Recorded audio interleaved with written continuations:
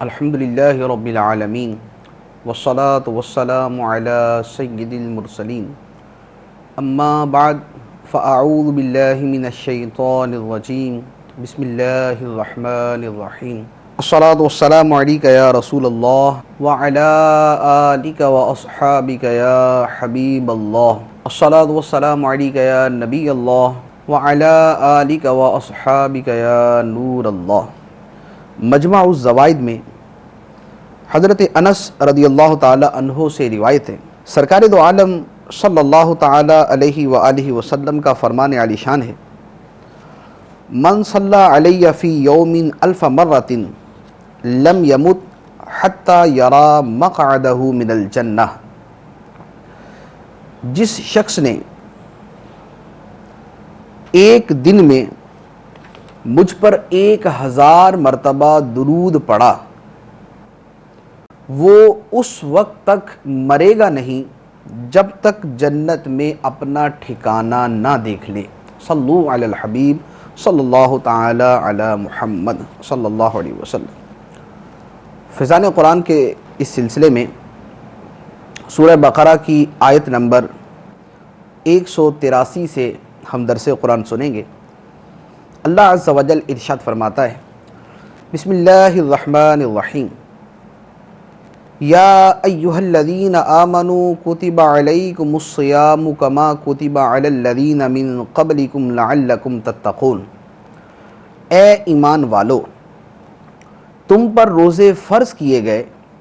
جیسے تم سے پہلے لوگوں پر فرض کیے گئے تھے تاکہ تم پرہیزگار بن جاؤ۔ اس آیت مبارکہ میں اللہ عز و جل نے روزوں کی فرضیت کا بیان فرمایا ہے۔ روزہ کی تعریف کیا ہے؟ بہار شریعت اور دیگر کتب فقہ اور دیگر کتابوں میں یہ تعریف موجود ہے کہ شریعت میں روزہ یہ ہے کہ صبح صادق سے لے کر غروب آفتاب تک روزے کی نیت سے کھانے پینے اور ہم بستری سے بچا جائے۔ رمضان المبارک کے روزے 10 شعبان المعظم سن 2 ہجری میں فرض ہوئے۔ اس آیت مبارکہ میں فرمایا گیا، کتب علیکم الصیام، تم پر روزے فرض کیے گئے، کما کتب علی الذین من قبلکم، جیسے تم سے پہلے لوگوں پر فرض کیے گئے تھے۔ اس سے معلوم ہوا کہ روزہ نہایت ہی قدیم عبادت ہے۔ اللہ تبارک و تعالی نے پچھلی امتوں پر بھی روزے فرض فرمائے تھے اور اس کا تذکرہ بھی تفاسیر اور احادیث کے اندر موجود ہے۔ البتہ ان کے روزوں کی صورت جو ہے وہ ہمارے روزوں سے کچھ مختلف تھی۔ پھر روزہ رکھنے کا مقصد بیان فرمایا، لعلکم تتقون، تاکہ تم پرہیزگار بن جاؤ۔ روزہ رکھنے کا بنیادی اور اہم مقصد یہ ہے کہ ہمیں پرہیزگاری کی دولت ملے۔ اس کا طریقہ کیا ہوتا ہے کہ جب آدمی روزہ رکھتا ہے اور اپنی حلال اور جائز خواہشات پر قابو پاتا ہے، کہ کھانا اس کے لیے جو حلال ہے وہ اسے چھوڑ دیتا ہے، پینا جو اس کے لیے حلال ہے، مشروبات جو ہے وہ اس کو چھوڑ دیتا ہے، اور اسی طرح لذت نفس کی متعدد چیزوں کو ترک کر دیتا ہے، تو جب آدمی اپنی خواہش کو ترک کرتا ہے، اپنی شہوات سے اپنے آپ کو بچاتا ہے، تو اس کے اندر ضبط نفس کا مادہ پیدا ہوتا ہے، اس کے اندر وہ قوت پیدا ہوتی ہے کہ جس کی وجہ سے وہ اپنے نفس کی مخالفت کر سکے اور اللہ تبارک و تعالی کی رضا کی خاطر اپنی لذات کو چھوڑ سکے۔ تو جب رمضان المبارک کے 30 دنوں کے اندر، 29 یا 30 دنوں کے اندر وہ اپنی حلال اور جائز لذات کو بھی چھوڑ دیتا ہے تو اسے حرام لذتوں کو چھوڑنا بھی آسان ہو جاتا ہے۔ اور یہی وہ چیز ہے جس کے بارے میں اللہ تبارک و تعالی ایک اور مقام پر ارشاد فرماتا ہے ضبط نفس کے حوالے سے، وَأَمَّا مَنْ خَافَ مَقَامَ رَبِّهِ وَنَهَى النَّفْسَ عَنِ الْهَوَىٰ فَإِنَّ الْجَنَّةَ هِيَ الْمَأْوَىٰ، سورہ نازعات۔ اور جو اپنے رب کے حضور کھڑے ہونے سے ڈر گیا اور اس نے نفس کو خواہش سے روکا تو بے شک جنت ہی اس کا ٹھکانہ ہے۔ تو جو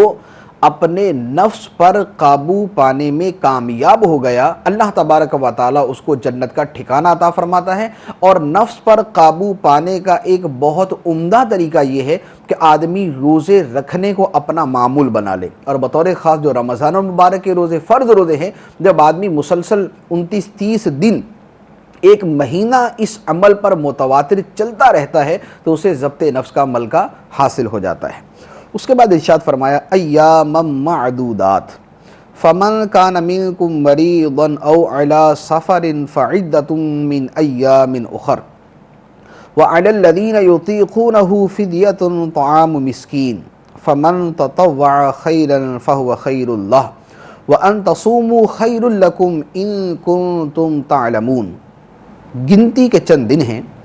تو تم میں جو کوئی بیمار ہو یا سفر میں ہو تو اتنے روزے اور دنوں میں رکھے، اور جنہیں اس کی طاقت نہ ہو ان پر ایک مسکین کا کھانا فدیہ ہے۔ پھر جو اپنی طرف سے نیکی زیادہ کرے تو وہ اس کے لیے بہتر ہے، اور اگر تم جانو تو روزہ رکھنا تمہارے لیے زیادہ بہتر ہے۔ اس آیت مبارکہ میں چند چیزیں جو بیان فرمائی گئی، پہلے فرمایا ایام معدودات، رمضان المبارک کا مہینہ گنتی کے کچھ دن ہیں، 29 دن ہیں یا 30 دن ہیں، تو گویا ہمیں اس بات کی طرف توجہ دلائی گئی کہ روزہ رکھ کر جو تم فاقہ کرتے ہو، بھوک پیاس برداشت کرتے ہو، تو اس سے گھبرانے کی ضرورت نہیں ہے۔ جس رب العالمین نے تمہیں 11 مہینے تک کھلایا پلایا، اور رمضان المبارک میں بھی وہی کھلاتا ہے، لیکن 11 مہینے تک تمہیں دن کے وقت بھی کھانے پینے اور حلال لذات سے لطف اندوز ہونے کی اجازت مرحمت فرمائی ہے، وہ اپنی رضا کی خاطر تمہیں 1 مہینے تک دن کے اوقات میں کھانے پینے اور دیگر چند چیزوں سے منع فرماتا ہے۔ تو لہذا یہ گنتی کے چند دن ہیں کہ جن کے اندر روزہ رکھنا کوئی اتنا مشکل نہیں، کہ 11 مہینے تک آدمی کو کھانے کی اجازت ہے اور صرف 1 مہینے کے لیے اس کو دن کے وقت کھانے پینے سے منع کر دیا گیا۔ پھر دوسری بات کہ یہ جو ہمیں کھانے پینے سے منع کیا گیا، اور اس میں بھی ہمارا ہی فائدہ ہے کہ روزہ رکھنے کے اندر ہمیں جسمانی، روحانی، ظاہری، باطنی ہر طرح کے فوائد حاصل ہوتے ہیں۔ اس کو طبی اعتبار سے دیکھ لیں، اس کو شرعی اعتبار سے دیکھ لیں، اس کو دنیاوی اعتبار سے دیکھ لیں، اس کو اخروی اعتبار سے دیکھ لیں، اس کو ثواب کے اعتبار سے دیکھ لیں، اس کو اجر کے اعتبار سے دیکھ لیں، ہر طرح سے روزہ رکھنا ہمارے لیے مفید ہی ہے۔ پھر چونکہ کچھ لوگ ایسے بھی ہوتے ہیں کہ جن کو واقعتاً کوئی ایسا عذر ہوتا ہے کہ جس کی وجہ سے وہ روزہ نہیں رکھ سکتے، ان کے بارے میں اللہ تبارک و تعالی نے فرما دیا فَمَنْ كَانَ مِنْكُمْ مَرِيضًا أَوْ عَلَى سَفَرٍ، جو تم میں سے مریض ہو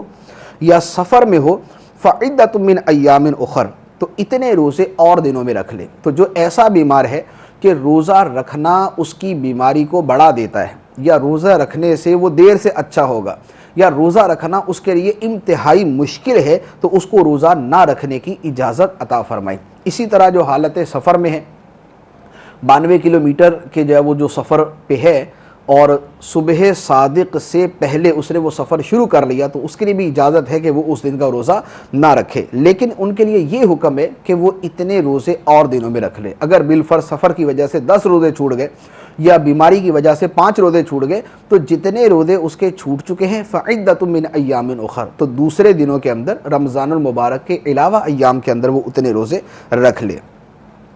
تو یہاں پر بہت ساری جو ہے وہ صورتیں ہیں جن کے اندر روزہ ترک کرنے کی اجازت ہے، روزہ چھوڑنے کی اجازت ہے۔ بیماری کے اندر بھی یہ ہے، بیماری کی وجہ سے جو روزہ چھوڑنے کی اجازت ہے اس میں بھی یہ ہے کہ بیماری نہایت اس قسم کی ہو کہ جس میں روزہ رکھنا اس کے لیے بہت مشکل ہو۔ یہ نہیں ہے کہ معمولی سر درد ہے یا معمولی سا بخار ہے تو روزہ چھوڑ دیا، بلکہ ایسی بیماری کہ جس کی وجہ سے روزہ رکھنا اس کے لیے انتہائی شاق ہو جائے، مرض بڑھنے کا سبب بن جائے، یا مرض دیر سے اچھا ہونے کا سبب بن جائے، تو اس کی وجہ سے روزہ اس کو چھوڑنے کی اجازت ہے۔ تو اس کا پتہ یا تو اس بات سے چلے گا کہ واضح طور پہ نظر آ رہا ہے کہ جس پہ آدمی کو ظن غالب حاصل ہو جائے، یا کسی ماہر مسلم حاذق طبیب نے اس کو بتایا، انتہائی ماہر طبیب نے اس کو بتایا کہ روزہ رکھنا تمہارے لیے نقصان دہ ہے، یا اس کا سابقہ تجربہ ایسا ہے کہ اسے پتہ ہے کہ جب میں اس حالت میں روزہ رکھتا ہوں تو میری بیماری بڑھ جاتی ہے، میں بہت زیادہ تکلیف میں آ جاتا ہوں، بہت زیادہ مشقت میں آ جاتا ہوں، ایسا تجربہ اگر موجود ہے تو اس کو روزہ نہ رکھنے کی اجازت۔ اس کے علاوہ بہت ساری وہ صورتیں ہیں کہ جن کا احادیث کے اندر بیان ہے کہ ان کو بھی روزہ نہ رکھنے کی اجازت ہے. جیسے حاملہ یا دودھ پلانے والی عورت، اس کو پتہ ہے کہ اگر وہ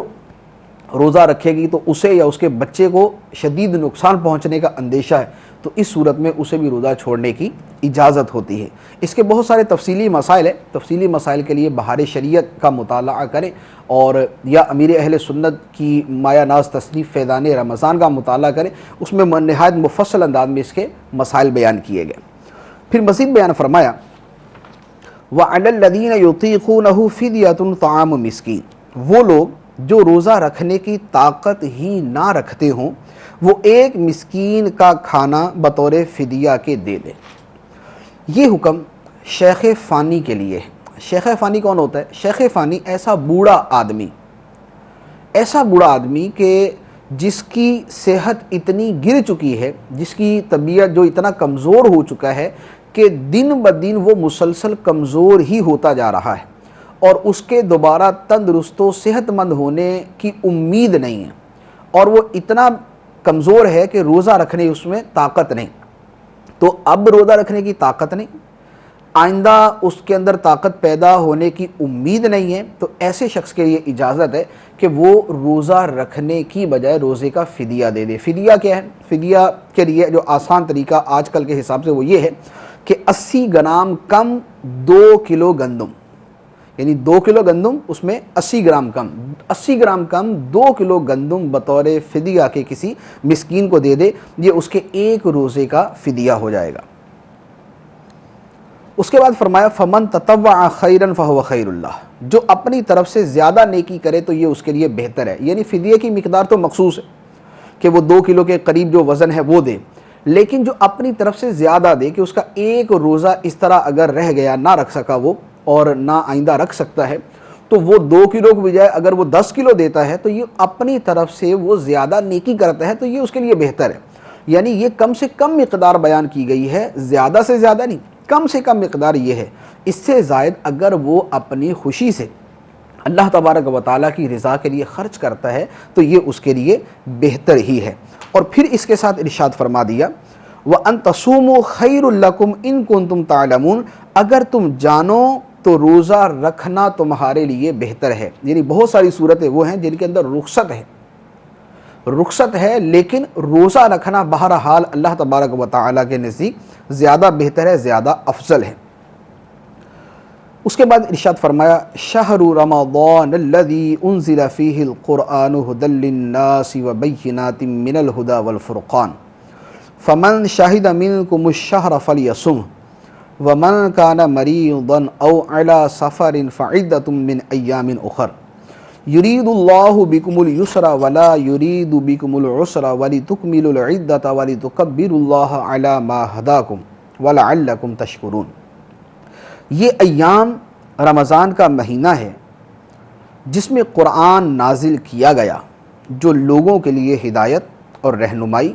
اور حق و باطل میں فرق کرنے کی روشن باتوں پر مشتمل ہے. تو تم میں جو کوئی یہ مہینہ پائے تو ضرور اس کے روزے رکھے، اور جو بیمار ہو یا سفر میں ہو تو اتنے روزے اور دنوں میں رکھے. اللہ تم پر آسانی چاہتا ہے اور تم پر دشواری نہیں چاہتا.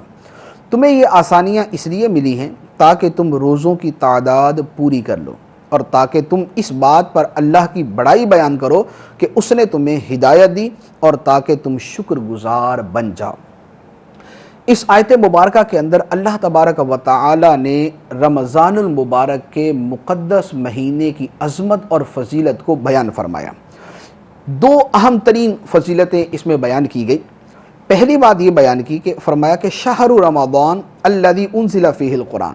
کہ رمضان المبارک وہ مقدس اور وہ مبارک مہینہ ہے جس میں اللہ تبارک و تعالی نے قرآن پاک نازل فرمایا. تو ایک اس کی نسبت جو ہے وہ قرآن پاک کے نزول کی طرف ہے. اب اس مہینے کے اندر قرآن نازل فرمایا، اس کا کیا مطلب ہے؟ شہر رمضان الذی انزل فیہ القرآن، جس میں قرآن نازل ہوا. اس مفسرین کرام نے متعدد معانی بیان کیے. ایک معنی یہ بیان کیا کہ رمضان وہ مہینہ ہے جس کی شان میں قرآن اترا. یعنی ایک معنی یہ بنا کہ رمضان المبارک وہ مہینہ ہے جس کی عظمت و شان کے بیان میں قرآن اترا، جیسا کہ یہ آیت مبارکہ ہے۔ اسی طرح دوسرا معنی اس کا یہ بیان کیا ہے کہ رمضان کے مہینے میں قرآن اترا، اس کا مطلب یہ ہے کہ قرآن اترنے کی ابتدا اس مہینے میں ہوئی۔ اور تیسرا معنی یہ بیان کیا گیا ہے کہ رمضان المبارک وہ مقدس مہینہ ہے کہ جس میں لوح محفوظ سے آسمان دنیا پر قرآن نازل ہوا، اور پھر وہاں سے 23 سال کے عرصے میں وقتاً فوقتاً جبرائیل امین علیہ السلام قرآن پاک لے کر زمین پر سرکار دو عالم صلی اللہ تعالی علیہ وسلم کے پاس حاضر ہوتے رہے۔ تو گویا اس رات مکمل قرآن لوح محفوظ سے آسمان دنیا پر اترا، جہاں بیت العزت ہے، ایک مقام ہے بڑا مقدس اور معظم، وہاں اترا، اور پھر وہاں سے 23 سال کے عرصے میں زمین پر قرآن پاک تشریف لایا۔ تو اس سے یہ بھی پتہ چلا کہ جس مہینے کو اور جس دن کو، جس گھڑی اور جس وقت کو کسی مقدس شے کے ساتھ نسبت حاصل ہو جائے تو وہ گھڑی اور وہ لمحات بھی مقدس اور فضیلت والے ہو جاتے ہیں۔ جیسے رمضان مبارک کی عظمت کیا ہے؟ فرمایا کہ اس میں قرآن اترا، تو چونکہ اس کی نسبت قرآن پاک کے ساتھ ہوگی، لہذا یہ رمضان مبارک کا مہینہ مقدس ہو گیا، یہ بابرکت ہو گیا۔ تو اب اسی طرح جس دن کی نسبت سرکار دو عالم صلی اللہ تعالی علیہ وسلم کے ساتھ ہے، جیسے 12ویں شریف ہے، سرکار دو عالم صلی اللہ علیہ وسلم کی ولادت مبارکہ کا دن ہے، تو اس دن کو چونکہ سرکار کائنات صلی اللہ تعالی علیہ وسلم کی ولادت مبارکہ سے نسبت ہے، لہٰذا یہ دن بھی مقدس اور باعظمت ہے، اور اس کی دلیل خود حدیث پاک میں موجود ہے۔ سرکار دو عالم صلی اللہ تعالی علیہ وسلم نے خود مسلم شریف کی حدیث ہے، ارشاد فرمایا، جمعے کی عظمت اور فضیلت بیان فرمائی کہ جمعہ جو ہے یہ مسلمانوں کی عید ہے اور جمعہ سید الایام ہے، اور جمعے کی یہ فضیلت ہے کہ اس میں حضرت آدم علیہ السلام کی پیدائش ہوئی، ان کی ولادت ہوئی۔ تو چونکہ جمعے کے دن کو حضرت آدم علیہ السلام کی ولادت کے ساتھ نسبت ہے، لہذا جمعے کا دن مقدس ہو گیا، معظم ہو گیا۔ تو جس دن کو نسبت حضرت آدم علیہ السلام کے ساتھ ہے وہ بابرکت اور باعظمت ہے، تو جس دن کی نسبت نبی کریم صلی اللہ تعالیٰ علیہ وآلہ وسلم کے ساتھ ہے، اس دن کی بھی عظمت اور اس کی برکت دوسرے دنوں سے زیادہ ہے۔ اسی طرح خود قرآن پاک کے اندر حضرت عیسیٰ علیہ السلام اور حضرت یحییٰ علیہ السلام، ان دونوں کے ولادت کے ایام، ان کے یوم میلاد پر سلام فرمایا گیا ہے۔ حضرت عیسیٰ علیہ السلام اور حضرت یحییٰ علیہ السلام کی ولادت کے دن پر سلام فرمایا گیا ہے۔ تو یہاں اللہ تبارک و تعالیٰ نے رمضان المبارک کی شان بیان فرمائی، اور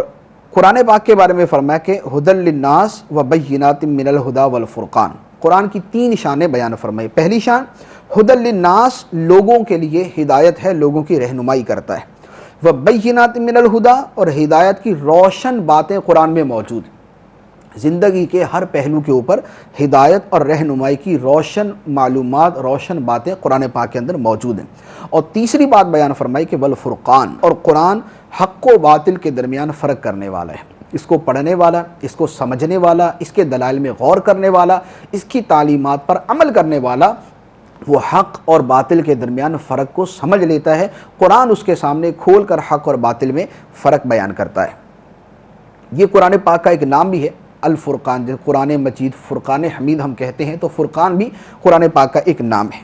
اس کے بعد ارشاد فرمایا یرید اللہ بکم الیسر ولا یرید بکم العسر، اللہ تم پر آسانی چاہتا ہے اور اللہ تم پر تنگی نہیں چاہتا۔ یہاں پر چونکہ رخصتوں کا بیان ہے کہ فرمایا کہ مریض کو روزہ چھوڑنے کی اجازت ہے، اسی طرح جو سفر میں ہے اس کو روزہ چھوڑنے کی اجازت ہے، تو اب فرمایا کہ یہ جو تمہیں اللہ تبارک و تعالیٰ آسانیاں عطا فرما رہا ہے، اس کے اندر حکمت یہ ہے کہ اللہ تعالیٰ تم پر آسانی چاہتا ہے، تنگی نہیں چاہتا۔ اللہ تعالیٰ نے تم پر نماز فرض فرمائی، روزے فرض فرمائے، حج فرض کیا، زکوٰۃ دینا فرض کیا، تو اس کا مطلب کہ تمہیں کسی مشقت میں ڈالنا نہیں ہے، اللہ تعالیٰ تم پر آسانی چاہتا ہے۔ جو احکام ہیں وہ بھی آسان ہے، اس کے اندر جو مشقت ہے، چونکہ اس مشقت میں اس سے بڑھ کر فائدہ ہے، تو وہ مشقت بھی حقیقتاً ایک آسانی کی طرف لے جانے والی ہے، ایک بات۔ دوسری بات یہ کہ اللہ تبارک و تعالیٰ نے بیشتر احکام کے اندر رخصتیں عطا فرمائی، جیسے نماز کا مسئلہ ہے، نماز اگر کھڑے ہو کر نہیں پڑھ سکتے تو بیٹھ کر پڑھ لیں، بیٹھ کر نہیں پڑھ سکتے تو لیٹ کر پڑھ لیں۔ اسی طرح زکوٰۃ ہے جب تک ایک مخصوص مقدار جو ہے مال کی اپنے آدمی کے پاس نہیں ہوتی، اس پر سال نہیں گزر جاتا، وہ اس کی حاجتوں سے زائد نہیں ہوتی، تب تک زکوٰۃ فرض نہیں۔ اسی طرح جس آدمی کے پاس اپنی حاجات سے بڑھ کر اتنا مال جمع نہیں ہو جاتا کہ وہ حج کر سکے، تب تک اس پر حج فرض نہیں ہوتا۔ اسی طرح رمضان المبارک کا روزہ ہے، جس آدمی کو روزہ رکھنا مشکل ہے اور اس کی وہ صورتیں ہیں جو شریعت نے بیان کی ہیں، تو اس کو روزہ چھوڑنے کی اجازت عطا فرما دی، اور دنوں کے اندر سہولت سے رکھ لے۔ تو یہ جو ساری رخصتیں ہیں یہ کیوں ہیں؟ اس لیے کہ اللہ تعالیٰ فرماتا ہے کہ اللہ تم پر آسانی چاہتا ہے اور تم پر تنگی نہیں چاہتا۔ اس کے بعد ارشاد فرمایا وَإِذَا سَأَلَكَ عِبَادِي عَنِّي فَإِنِّي قَرِيبٌ أُجِيبُ دَعْوَةَ الدَّاعِ إِذَا دَعَانِ فَلْيَسْتَجِيبُوا لِي وَلْيُؤْمِنُوا بِي لَعَلَّهُمْ يَرْشُدُونَ۔ اور اے حبیب، جب تم سے میرے بندے میرے بارے میں سوال کریں تو بے شک میں اللہ نزدیک ہوں، میں دعا کرنے والے کی دعا قبول کرتا ہوں۔ جب وہ مجھ سے دعا کرے تو انہیں چاہیے کہ میرا حکم مانیں اور مجھ پر ایمان لائیں تاکہ ہدایت پائیں۔ اس آیت مبارکہ میں طالبان حق کی طلب مولا کا بیان ہے، جنہوں نے عشق الہی میں اپنی خواہشات کو قربان کر دیا، اللہ ہی کے طلبگار، اسی کے قرب اور وصال کے متمنی اور آرزو مند ہیں۔ صحابہ کرام کی ایک جماعت جذبہ عشق الہی کی وجہ سے سرکار دو عالم صلی اللہ تعالی علیہ وسلم سے پوچھنے لگی، یا رسول اللہ ہمارا رب کہاں ہے؟ اس پر بتایا گیا کہ اللہ تعالی مکان سے پاک ہے، وہ اپنی شان کے مطابق تمہارے نزدیک ہے۔ تو جو اس کو پکارنے والا ہے اللہ تبارک و تعالی اس کے نزدیک ہے۔ جو حجاب ہے وہ ہماری طرف سے ہے، اللہ تبارک و تعالی تو ہماری شاہ رگ سے بھی زیادہ ہمارے قریب ہے، اور وہ ہم سے بھی زیادہ ہمارے قریب ہے۔ دوری ہماری طرف سے ہے، پردے ہماری طرف سے ہیں، حجاب ہماری طرف سے ہیں، رکاوٹیں ہماری طرف سے ہیں۔ جو اپنی ان رکاوٹوں کو ختم کر دیتا ہے، اللہ تبارک و تعالی کے جلوے وہ اپنی آنکھوں کے ساتھ دیکھتا ہے۔ پھر فرمایا اجیب دعوت الداعی اذا دعان، میں دعا کرنے والے کی دعا قبول کرتا ہوں جب وہ مجھ سے دعا کرتا ہے۔ دعا کا معنی ہے اپنی حاجت کو اللہ کی بارگاہ میں پیش کرنا، اور اجابت دعا قبول کرنے کا معنی یہ ہے کہ بندے کی پکار پر اللہ رب العالمین کا فرمانا، اے بندے لبیک عبدی، اے بندے میں حاضر ہوں، میں موجود ہوں۔ تو بندے کی دعا پر اللہ تبارک و تعالی کا لبیک عبدی فرمانا جو ہے، یہ اللہ تبارک و تعالی کی طرف سے دعا کا قبول فرمانا۔ بقیہ یہ جو معنی ہوتا ہے کہ جو ہم کہیں وہی ہو جائے،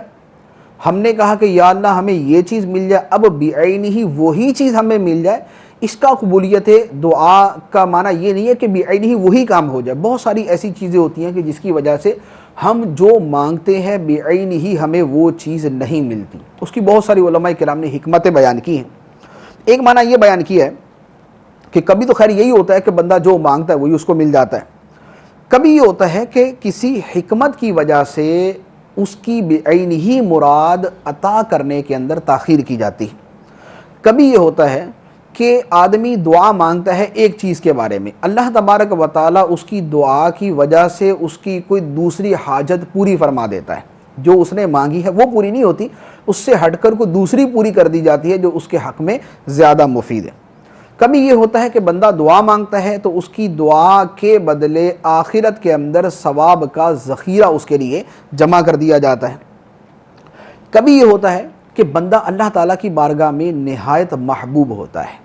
تو اللہ تبارک و تعالیٰ چاہتا ہے کہ یہ میری بارگاہ میں عرض و معروض کرتا رہے، یہ میری بارگاہ میں فریاد کرتا رہے، یہ میرے ساتھ مناجات میں رہے۔ تو اللہ تبارک و تعالیٰ اس بندے کو پسند فرماتے ہوئے اس کو مسلسل دعا کے اندر مشغول رکھتا ہے اور اس کی حاجت بعینہ پوری نہیں کرتا۔ اور کبھی یہ ہوتا ہے کہ دعا مانگنے کے اندر اس کی شرائط وغیرہ نہیں پائی جاتی، صدق کے ساتھ، اخلاص کے ساتھ، خشوع و خضوع کے ساتھ جو دعا کے دیگر آداب ہیں ان آداب میں سے کوئی منتفی ہوتا ہے، کوئی نہیں پایا جاتا، اس وجہ سے بندے کی دعا قبول نہیں ہوتی۔ ورنہ اللہ تبارک و تعالی کی طرف سے بندے کو اس کی دعا کا جواب ضرور ملتا ہے۔ اسی طرح ایک اور حدیث مبارک بھی ہے، فرمایا کہ بندے کی دعا قبول ہوتی ہے جب تک وہ یہ نہ کہے کہ جب تک کہ وہ جلدی نہ کرے کہ میں نے دعا کی تھی قبول نہیں ہوئی، میں نے اس کام کے لیے کہا تھا یہ نہیں ہوا، یہ نہیں ہوا، یہ نہیں ہوا، تو جب تک بندہ جلد بازی نہیں کرتا اللہ تبارک و تعالیٰ اس کی دعا کو قبول فرماتا ہے۔ اس کے بعد ارشاد فرمایا احل لکم لیلۃ الصیام الرفث الی نسائکم ہن لباس لکم وانتم لباس لہن علم اللہ انکم کنتم تختانون انفسکم فتاب علیکم وعفا عنکم فالآن باشروہن وابتغوا ما کتب اللہ لکم وکلوا واشربوا حتی یتبین لکم الخیط الابیض من الخیط الاسود من الفجر ثم اتموا الصیام الی اللیل ولا تباشروہن وانتم عاکفون فی المساجد تلک حدود اللہ فلا تقربوها كذلك يبين الله آیاتہ للناس لعلهم یتقون۔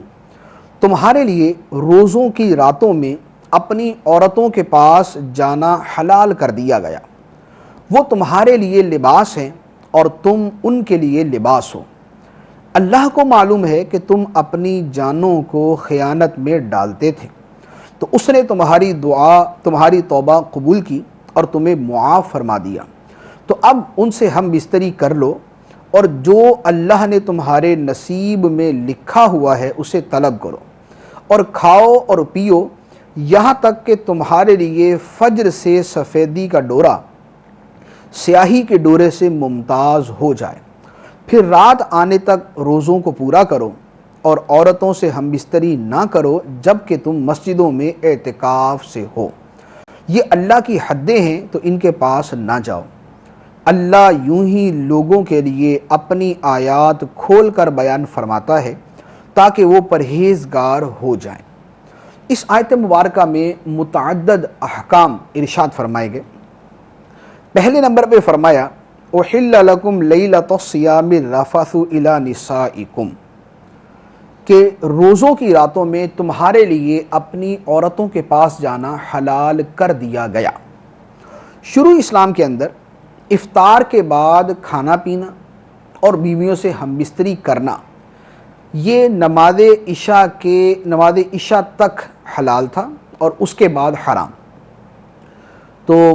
پہلے چونکہ یہ تھا، اب بعض صحابہ کرام سے جو ہے وہ اس معاملے کے اندر جو ہے وہ تقصیر ہوئی، کوتاہی ہوئی اور وہ اس پر پوری طرح عمل نہ کر سکیں، تو سرکار دو عالم صلی اللہ تعالیٰ علیہ وسلم کی بارگاہ میں حاضر ہو کر اپنا ماجرا عرض کیا، تو یہ آیت مبارکہ نازل ہوئی اور فرمایا کہ آئندہ کے لیے تمہارے لیے رمضان کی راتوں میں اپنی بیویوں کے پاس جانا حلال کر دیا گیا، اور پھر فرمایا کہ وَابْتَغُوا مَا كَتَبَ اللَّهُ لَكُمْ، جو اللہ نے تمہارے نصیب میں لکھ دیا ہے اسے طلب کرو، یعنی حصول اولاد کی نیت سے اپنی ازواج کے پاس جاؤ۔ پھر فرمایا وَكُلُوا وَاشْرَبُوا حَتَّى يَتَبَيَّنَ لَكُمْ، اور کھاؤ اور پیو حتیٰ کہ تمہارے لیے سیاہ اور سفید ڈورا ایک دوسرے سے متبین ہو جائے، ممتاز ہو جائے، جدا ہو جائے۔ اس آیت مبارکہ کا شان نزول، اس حصے کا شان نزول یہ ہے، بخاری شریف کے اندر ہے کہ حضرت سرما بن قیس رضی اللہ تعالی عنہ ایک صحابی تھے۔ یہ محنت مزدوری کرتے تھے، دن بھر کام کر کے جب افطار کے وقت گھر تشریف لائے تو اپنی زوجہ محترمہ سے کھانا طلب کیا۔ ان کی زوجہ کھانا پکانے میں مشغول ہوئیں اور ان کی آنکھ لگ گئی، سو گئے۔ جب یہ سو کر اٹھے، اب بیوی نے ان کو کھانا پیش کیا تو انہوں نے کہا اب تو میں کھا نہیں سکتا، کیونکہ شروع اسلام میں یہ بھی حکم تھا کہ اگر کوئی شخص افطاری کے بعد سو جائے تو سونے کے بعد اس کے لیے کھانا حلال نہیں ہوتا تھا، یعنی جو اس کو کھانے کی اجازت تھی وہ سونے سے پہلے نماز عشاء تک، اور اگر وہ نماز عشاء سے پہلے سو گیا تو اس کے کھانے کا وقت پھر بھی ختم ہو گیا۔ تو اب چونکہ انہوں نے کھانا کھانے سے انکار کر دیا، اگلے دن پھر دوبارہ روزہ رکھ لیا۔ اب محنت مزدوری کرنے والے آدمی تھے تو اگلے دن دوپہر کے وقت بے ہوش ہو گئے، تو اس پر اللہ تبارک و تعالیٰ نے قرآن پاک کی یہ آیت مبارکہ نازل فرمائی اور اجازت عطا فرمائی کہ رمضان المبارک کی ساری رات کھانے پینے کی تمہیں اجازت عطا فرما دی گئی، یعنی طلوع فجر تک، صبح صادق سے پہلے تک، جس وقت ہم اپنے سحری کا کھانا، جو سحری کا ہمارا وقت ختم ہوتا ہے تب تک کھانے کی اجازت عطا فرما دی گئی۔ سیاہ ڈورے سے مراد ہے رات اور سفید ڈورے سے مراد ہے صبح صادق کا وقت۔ تو صبح صادق تک کھانا حلال، اور اس کے بعد جو ہے پھر وہ روزے کا وقت شروع ہو جاتا ہے۔ اس سے ایک اور بات بھی پتہ چلی کہ یہاں قرآن پاک کی واضح آیت مبارکہ سے بتا دیا گیا کہ سحری کا جو وقت ہے یا رات کا جو کھانا کھانے کا وقت ہے، اس کا تعلق صبح صادق کے ساتھ ہے، اس کا تعلق صبح صادق کے ساتھ ہے۔ یہ جو ہمارے ہاں ایک جہالت رائج ہے کہ فجر کی اذانیں شروع ہو جاتی ہیں اور لوگ کھا رہے ہوتے ہیں، اور یہ ذہن میں کانسیپٹ ہوتا ہے کہ جب تک اذانیں ختم نہیں ہو جاتی تب تک کھا سکتے ہیں۔ یہ کانسیپٹ سراسر غلط ہے۔ فجر کی اذان فجر کا وقت شروع ہونے کے بعد دی جاتی، اور فجر کی اذان سحری کا وقت ختم ہونے کے بعد دی جاتی ہے، لہذا اس سے پہلے کھانا چھوڑ دینا ضروری ہے۔ تو یہ جو ایک عام جو ہے وہ رائج جہالت ہے، اس سے جو ہے بچنا لازمی ہے، فرض ہے۔ پھر اسی طرح ایک اور چیز کہ روزہ رکھنے کا جو طریقہ وہ یہی ہے کہ صبح صادق سے لے کر غروب آفتاب تک روزہ ہے۔ ایک روزے کا طریقہ یہ بھی ہوتا ہے کہ آدمی مسلسل جو ہے وہ روزہ رکھتا جائے، یعنی روزہ جو ہے وہ بغیر افطار کیے اگلا روزہ، پھر بغیر افطار کیے اگلا روزہ، اس کو کہتے ہیں صوم وصال۔ صوم وصال جو ہے یہ سرکار دو عالم صلی اللہ تعالیٰ علیہ وآلہ وسلم کے لیے جائز تھا، بقیہ کسی کے لیے جائز نہیں ہے۔ بخاری شریف کی حدیث مبارک ہے، سرکار دو عالم صلی اللہ تعالیٰ علیہ وآلہ وسلم نے صحابہ کرام کو صوم وصال رکھنے سے منع فرمایا۔ تو صحابہ کرام نے عرض کیا، یا رسول اللہ صلی اللہ تعالیٰ علیہ وآلہ وسلم، آپ بھی تو روزہ رکھتے ہیں۔ تو فرمایا کہ تم میں میرے جیسا کون ہے؟ مجھے میرا رب کھلاتا ہے، میرا رب پلاتا ہے۔ تو صوم وصال سرکار دو عالم صلی اللہ تعالیٰ علیہ وآلہ وسلم کی خصوصیت ہے، کسی دوسرے کو رکھنے کی اجازت نہیں۔ پھر ایک اور مسئلہ جو اس آیت مبارکہ میں بیان فرمایا گیا، وَلَا تُبَاشِرُوهُنَّ وَأَنْتُمْ عَاكِفُونَ فِي الْمَسَاجِدِ، پہلے یہ فرمایا گیا کہ رمضان المبارک کی راتوں میں تمہارے لیے اپنی بیویوں کے پاس جانا حلال کر دیا گیا۔ اب فرمایا کہ اگر تم حالت اعتکاف میں ہو تو دوران اعتکاف اپنی بیویوں کے پاس نہیں جا سکتے، یعنی جو جانے کی اجازت ہے وہ اس شخص کے لیے ہے جو حالت اعتکاف میں نہ ہو۔ اعتکاف کی حرمت کا تقاضا یہ ہے کہ یہ دوران اعتکاف اپنی بیوی کے پاس نہیں جا سکتے، اگر کوئی جائے گا اس سے ہم بستری کرے گا اس کا اعتکاف ٹوٹ جائے گا۔ اس کے علاوہ بھی اعتکاف کے بہت سارے مسائل ہیں، اس کے لیے بہار شریعت یا فیضان اعتکاف امیر اہل سنت کی کتاب، اس کا مطالعہ کریں، اس میں اس کے مفصل احکام موجود ہیں۔ اس کے بعد ارشاد فرمایا، وَلَا تَأْكُلُوا أَمْوَالَكُمْ بَيْنَكُمْ بِالْبَاطِلِ وَتُدْلُوا بِهَا إِلَى الْحُكَّامِ لِتَأْكُلُوا فَرِيقًا مِّنْ أَمْوَالِ النَّاسِ بِالْإِثْمِ وَأَنْتُمْ تَعْلَمُونَ، اور آپس میں ایک دوسرے کا مال ناحق نہ کھاؤ، اور نہ حاکموں کے پاس ان کا مقدمہ اس لیے پہنچاؤ کہ لوگوں کا کچھ مال ناجائز طور پر جان بوجھ کر کھا لو۔ اس آیت مبارکہ میں باطل طریقے سے کسی کا مال کھانا حرام قرار دیا گیا۔ باطل طریقے سے کھانے کے اندر چوری کے ذریعے کھانا، یعنی کسی کا مال چرا لیا یا کسی کا مال چھین لیا، ڈکیتی کی، لوٹ لیا، غصب کر لیا، ان تمام طریقوں سے جو مال حاصل کیا گیا وہ باطل طریقے سے مال حاصل کرنے میں آتا ہے، اور اس کے کھانے کو شریعت نے حرام قرار دیا۔ دوسری بات جو فرمائی کہ حاکموں کے پاس لوگوں کے مقدمے لے کر نہ جاؤ تاکہ لوگوں کا کچھ مال ناجائز طریقے سے کھاؤ، یعنی بعض لوگوں کی یہ عادت ہوتی ہے کہ دوسرے پر مقدمہ قائم کر دیا یا دوسرے کو کورٹ کچہری کے چکروں کے اندر گھسیٹ دیا، اور مقصد کیا؟ مقصد یہ ہے کہ کچھ مال مل جائے۔ تو یہ لوگوں کو کورٹ کچہری کے اندر گھسیٹنا تاکہ ان کا مال برباد کریں، ان کو تنگ کریں، ان کو پریشان کریں، ان کا مال کھائیں، ان کا مال حاصل ہو، یہ بھی نص قطعی قرآنی کے ذریعے حرام قرار دیا گیا۔ افسوس کی بات ہے کہ ہمارے ہاں یہ صورت کتنی رائج ہے کہ بعض علاقوں کے اندر ایک قسم کا رواج ہے کہ شاید جیسے اگر مقدمے بازی کے اندر کوئی نہیں پڑا ہوا تو شاید اس کی زندگی جو ہے نا وہ خالی، اس کو مزہ ہی نہیں آتا زندگی کے اندر، تو ایک دوسرے پہ مقدمے بازیاں کرنا، تنگ کرنا، زمینوں پہ، جائیدادوں پہ، جاگیروں پہ، مکانات پہ، دکانوں پہ، بلڈنگوں پہ، پلازوں کے اوپر قبضہ کر لینا اور پھر کورٹ کچہری کے چکر لگواتے رہنا تاکہ وہ بیچارہ جو اصل مالک ہے وہ مجبور ہو کر کچھ دے دلا کر اپنی جان چھڑائے۔ تو ایسا مال حاصل کرنا، اس طریقے سے مال لینا، یہ قرآن پاک نے فرما دیا وَتُدْلُوا بِهَا إِلَى الْحُكَّامِ، اور نہ حاکموں کے پاس ان کا مقدمہ اس لیے پہنچاؤ لِتَأْكُلُوا فَرِيقًا مِّنْ أَمْوَالِ النَّاسِ بِالْإِثْمِ، کہ تم گناہ کے ذریعے ناجائز طور پر لوگوں کا کچھ مال کھا سکو۔ اور اسی سے ایک اور بات بھی پتہ چلی کہ جس طرح یہ حرام ہے، اسی طرح جھوٹا مقدمہ کرنا، جھوٹی گواہی دینا اور جھوٹی وکالت کرنا کہ وکیل کو معلوم ہے کہ یہ آدمی جو ہے یہ غلط طریقے سے دوسرے پر مقدمہ قائم کیے ہوئے ہے، تو ایسے وکیل کا اس وکالت میں اپنے آپ کو لینا اور اس کی وکالت کرنا یہ بھی حرام، اور اس کی اجرت بھی اس کے لیے حرام ہے۔ اس کے بعد ارشاد فرمایا یسألونک عن الأہلہ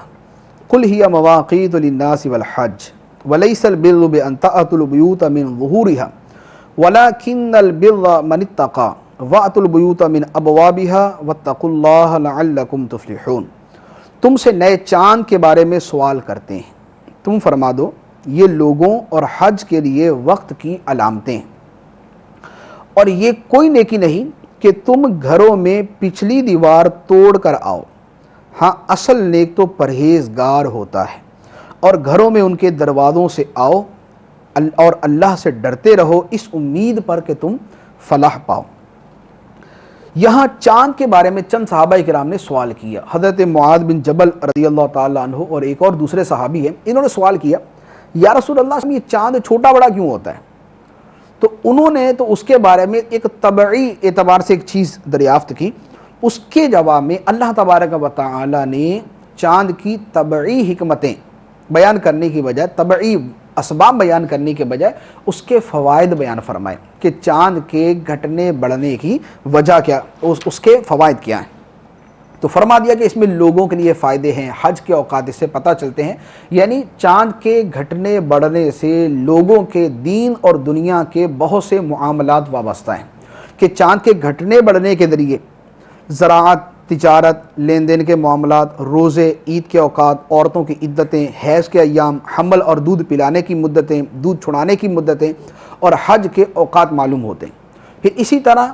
چاند کا نظام اللہ تبارک و تعالیٰ نے ایک ایسا آفاقی اور عالمی نظام بنایا ہے کہ جس کو ہر بندہ سمجھ سکتا ہے، جس کو ہر بندہ جان سکتا ہے۔ چاند اگر رات کے ابتدائی حصے میں طلوع ہو رہا ہے اور چھوٹا ہے تو اس کا مطلب ہے کہ مہینے کے ابتدائی ایام چل رہے ہیں۔ چاند اگر روشن ہے، آسمان پہ چمک رہا ہے اور رات کا بیشتر حصہ چمکتا ہے تو اس کا مطلب ہے کہ مہینے کے درمیانی ایام گزر رہے ہیں۔ چاند اگر رات کے آخری پہر میں طلوع ہو رہا ہے اور تھوڑی دیر کے لیے طلوع ہوتا ہے اور چھوٹا ہے تو اس کا مطلب ہے کہ آخری دن چل رہے ہیں۔ تو یہ ایک وہ جنتری ہے جو ہر پڑھے لکھے ان پڑھ کے لیے اللہ تبارک و تعالیٰ نے دنیا کے اوپر جو ہے وہ لگا دی، اور ہر بندہ اس کے متعلق بہت ساری چیزیں سیکھ سکتا ہے۔ اس کے بعد ارشاد فرمایا وَقَاتِلُوا فِي سَبِيلِ اللَّهِ الَّذِينَ يُقَاتِلُونَكُمْ وَلَا تَعْتَدُوا إِنَّ اللَّهَ لَا يُحِبُّ الْمُعْتَدِينَ، اور اللہ کی راہ میں ان سے لڑو جو تم سے لڑتے ہیں، اور حد سے نہ بڑھو، بے شک اللہ حد سے بڑھنے والوں کو پسند نہیں کرتا۔ 6 ہجری میں حدیبیہ کا واقعہ پیش آیا۔ اہل مکہ نے سرکار دو عالم اور صحابہ کرام کو عمرہ کرنے سے منع کر دیا۔ اگلے سال صحابہ کرام عمرے کے لیے جب گئے تو اب صحابہ کرام کو تردد تھا کہ کہیں ایسا نہ ہو کہ لڑائی لڑنی پڑ جائے۔ اگر لڑائی لڑنی پڑ جائے تو ہم حالت احرام کے اندر اور حرمت والا مہینہ چل رہا ہے، تو اب ہم کس طرح لڑائی کریں گے؟ تو اس معاملے کے اندر ان کو تردد تھا۔ اس پر اللہ عز و جل نے ان کو ارشاد فرمایا کہ جو تم سے لڑیں اللہ کے راستے میں تم بھی ان سے لڑو، یعنی جو تمہارے دل میں تردد ہے کہ ہم نے احرام باندھا ہوا، حرمت والا مہینہ چل رہا ہے، اگر کافر ہم سے لڑائی کریں گے تو ہمارا بنے گا کیا؟ ہم تو آگے سے لڑ نہیں سکتے۔ تو ان کو اللہ تبارک و تعالی نے اجازت عطا فرما دی کہ اگر کافر تم سے اس حالت میں لڑتے ہیں تو جواب کے اندر تمہارے لیے بھی ان سے لڑنے کی، تمہیں بھی لڑنے کی اجازت عطا فرما دی گئی۔ اس کے علاوہ بھی اس کے بہت سارے محامل بیان کیے گئے۔ پھر فرمایا وَلَا تَعْتَدُوا، اور حد سے نہ بڑھو، إِنَّ اللَّهَ لَا يُحِبُّ الْمُعْتَدِينَ، بے شک اللہ حد سے بڑھنے والوں کو پسند نہیں کرتا۔ مطلقاً تو حکم یہی ہے کہ اللہ تبارک و تعالیٰ نے مطلقاً زیادتی کرنے سے منع کیا، حد سے بڑھنے سے منع کیا، حد سے بڑھنے والوں کو اللہ تعالیٰ پسند نہیں کرتا، لیکن یہاں اگر ہم اسی مخصوص سیاق و سباق میں دیکھیں جس کو ہم نے بیان کیا تو اس کا مطلب یہ ہوگا کہ جو لوگ جنگ کے قابل نہیں ہیں تم ان سے نہ لڑو، کہ ان سے لڑنا ان پر زیادتی کرنا ہے۔ اسی طرح جن لوگوں سے تمہارا معاہدہ ہے کہ ہم تم سے لڑائی نہیں کریں گے، ان سے بھی نہ لڑو، کہ جب معاہدہ کیا ہوا ہے تو ان سے لڑنا زیادتی کرنا ہے۔ اسی طرح ایک اس کا مفہوم یہ بھی بن سکتا ہے کہ بغیر دعوت کے جنگ نہ کرو، کیونکہ شرعی طریقہ یہ ہے کہ اگر مسلمان کسی علاقے پر حملہ کرتے ہیں تو پہلے ان کو اسلام کی دعوت دیں، ان کو اسلام کی تعلیمات بتائیں، مذہب اسلام ان کے سامنے دلائل کے ساتھ بیان کریں، ثابت کریں۔ جب دعوت کا سلسلہ ختم ہو جائے پھر ان سے پوچھا جائے گا کہ تم دعوت اسلام قبول کرتے ہو یا نہیں۔ اگر وہ کر لیتے ہیں تو پھر تو معاملہ ہی ختم، اور اگر وہ نہیں کرتے تو پھر ان سے جزیے کا مطالبہ کیا جائے گا۔ اگر وہ جزیہ دیتے ہیں تو بھی لڑائی کی اجازت نہیں بلکہ معاملہ ختم، اور اگر وہ جزیہ دینے سے بھی انکار کرتے ہیں تو اب ان سے لڑنے کی اجازت۔ تو یہ جو اسلام نے طریقہ تفصیل سے بیان کیا، اگر اس کی پیروی نہ کی جائے اور بغیر دعوت کے جا کر ان پر حملہ کر دیا جائے تو یہ حد سے بڑھنا ہے، یہ زیادتی کرنا ہے۔ پھر فرمایا وَاقْتُلُوهُمْ حَيْثُ ثَقِفْتُمُوهُمْ وَأَخْرِجُوهُمْ مِنْ حَيْثُ أَخْرَجُوكُمْ وَالْفِتْنَةُ أَشَدُّ مِنَ الْقَتْلِ وَلَا تُقَاتِلُوهُمْ عِنْدَ الْمَسْجِدِ الْحَرَامِ حَتَّى يُقَاتِلُوكُمْ فِيهِ فَإِنْ قَاتَلُوكُمْ فَاقْتُلُوهُمْ كَذَلِكَ جَزَاءُ الْكَافِرِينَ، اور دوران جہاد کافروں کو جہاں پاؤ قتل کرو اور انہیں وہاں سے نکال دو جہاں سے انہوں نے تمہیں نکالا تھا، اور فتنہ قتل سے زیادہ شدید ہوتا ہے، اور مسجد حرام کے پاس ان سے نہ لڑو جب تک وہ تم سے وہاں نہ لڑیں، اور اگر وہ تم سے لڑیں تو انہیں قتل کرو، کافروں کی یہی سزا ہے۔ اوپر آیت مبارکہ میں چونکہ بیان کیا گیا کہ چونکہ کافروں نے تمہیں مکہ مکرمہ سے بے دخل کیا تھا اور اب بھی تم سے آمادہ قتال ہیں، تو دوران جہاد جہاں پھر تم ان کو پاؤ ان کو قتل کرو، جو تم سے لڑنے آتے ہیں تم ان سے لڑ سکتے ہو، ان کو قتل کر سکتے ہو، اور ان کو بھی اس مکہ مکرمہ سے نکال دو جہاں سے انہوں نے تمہیں نکالا تھا۔ چنانچہ اس کے اوپر بعد میں جو ہے وہ عمل بھی کیا گیا۔ تو اب یہاں پر جو آیت مبارکہ میں فرمایا کہ ان کو قتل کرو جہاں پاؤ، تو اس کا یہ مطلب نہیں ہے کہ مسلمان جو ہے وہ کافر کو جہاں پائے بس اس کو قتل کر دے، حالت امن ہو، جنگ ہو، جو مرضی حالت ہو بس کافروں کو پکڑو اور قتل کرتے رہو، یہ مراد نہیں ہے۔ یہاں جنگی حالات کا بیان ہے، تو جنگ کے اندر تو آپس میں کوئی پیار محبت کی باتیں نہیں ہوتی، جنگ کے اندر تو ایک دوسرے کو مرانے کے اوپر ہی تلے ہوتے ہیں۔ تو یہ حالت جنگ کے اندر کے احکام یہاں بیان کیے گئے کہ دوران جہاد کافروں کو جہاں پاؤ انہیں قتل کر دو جو تم سے لڑنے کے لیے آئے ہوئے۔ اس میں بھی بہت سارے مستثنیات موجود ہیں۔ پھر فرمایا وَلَا تُقَاتِلُوهُمْ عِنْدَ الْمَسْجِدِ الْحَرَامِ حَتَّى يُقَاتِلُوكُمْ فِيهِ، اور ان سے مسجد حرام کے پاس نہ لڑو حتیٰ کہ وہ تم سے اس میں لڑیں۔ مسجد حرام شریف سے مراد یہاں پر حدود حرم، خانہ کعبہ کے ارد گرد ایک مخصوص جو مقدار کے اندر زمین ہے جسے حدود حرم کہا جاتا ہے، اس حدود حرم کے بہت سارے احکام ہیں۔ اس میں لڑنے سے منع کیا گیا ہے، اس کے اندر شکار کرنا منع ہے، اس کے اندر جو ہے وہ بہت ساری چیزوں کو منع قرار دیا گیا، لیکن فرمایا کہ اگر کفار تم سے وہاں لڑتے ہیں تو اگر وہ لڑتے ہیں تو پھر تمہیں بھی جواب دینے کی اجازت ہے، تم بھی انہیں جواب دے سکتے ہو۔ فَإِنِ انْتَهَوْا فَإِنَّ اللَّهَ غَفُورٌ رَحِيمٌ، پھر اگر وہ باز آ جائیں تو بے شک اللہ بخشنے والا مہربان ہے۔ اس کے بعد فرمایا وَقَاتِلُوهُمْ حَتَّى لَا تَكُونَ فِتْنَةٌ وَيَكُونَ الدِّينُ لِلَّهِ فَإِنِ انْتَهَوْا فَلَا عُدْوَانَ إِلَّا عَلَى الظَّالِمِينَ، اور ان سے لڑتے رہو یہاں تک کہ کوئی فتنہ نہ رہے اور عبادت اللہ کے لیے ہو جائے۔ پھر اگر وہ کفر سے باز آ جائیں تو صرف ظالموں پر سختی کی سزا باقی رہ جاتی ہے۔ یہاں پر بطور خاص عرب کے کافروں کے متعلق فرمایا گیا کہ ان سے تب تک لڑو جب تک ان کا فتنہ یعنی شرک ختم نہیں ہو جاتا اور ان کا دین بھی دین اسلام نہیں ہو جاتا اور سرزمین عرب پر صرف ایک اللہ کی عبادت شروع نہیں ہو جاتی۔ لہذا اگر وہ کفر و باطل پرستی سے باز آ جاتے ہیں تو اب ان پر سختی کرنے کی اجازت نہیں۔ اس کے بعد فرمایا الشہر الحرام بالشہر الحرام والحرمات قصاص فمن اعتدى علیکم فاعتدوا علیہ بمثل ما اعتدى علیکم واتقوا اللہ واعلموا ان اللہ مع المتقین۔ ادب والے مہینے کے بدلے ادب والا مہینہ ہے اور تمام ادب والی چیزوں کا بدلہ ہے، تو جو تم پر زیادتی کرے اس پر اتنی ہی زیادتی کرو جتنی اس نے تم پر زیادتی کی ہو، اور اللہ سے ڈرتے رہو اور جان رکھو کہ اللہ ڈرنے والوں کے ساتھ ہے۔ مسلمانوں کو چونکہ حرمت والے مہینوں میں لڑنا بہت بھاری لگ رہا تھا، تو اللہ تبارک و تعالیٰ نے صراحت کے ساتھ ان کی مزید تسلی کے لیے اجازت عطا فرمائی کہ حرمت والے مہینوں کے بدلے حرمت والے مہینے، یعنی چونکہ وہ تم سے لڑنے سے باز نہیں آ رہے تو تمہیں اس وجہ سے ان سے لڑنے کی اجازت دی گئی ہے۔ تو اگرچہ فی نفسی ایک فعل ایسا لگتا ہے کہ سمجھ نہیں آتا، لیکن جب وہی فعل کسی مقابلے میں کیا جاتا ہے تو وہی فعل سمجھ میں آ جاتا ہے۔ جیسے گولی چلانا کوئی اچھی بات نہیں، گولی کسی کو مار دینا کوئی اچھی بات نہیں، لیکن اگر ڈاکو گولی چلا رہے ہیں تو اب ڈاکوؤں کو مارنے کے لیے، ان کو بھگانے کے لیے یا ان کو پکڑنے کے لیے اگر پولیس گولی چلاتی ہے تو پولیس کا گولی چلانا جو ہے یہ جرم نہیں ہے، یہ عین قانون کے مطابق ہے، بلکہ یہ حکم قانون ہے۔ تو فعل وہی گولی چلانا ہے، لیکن وہی گولی ڈاکو چلاتا ہے تو وہ جرم ہے، وہ برائی ہے، وہ قانون شکنی ہے، اور وہی گولی اس کے مقابلے میں پولیس چلا رہی ہے تو وہ قانون ہے، وہ حکم قانون ہے، وہ عین اجازت ہے اس کی، اس کے اوپر کوئی گرفت، کوئی پابندی نہیں۔ تو اسی طرح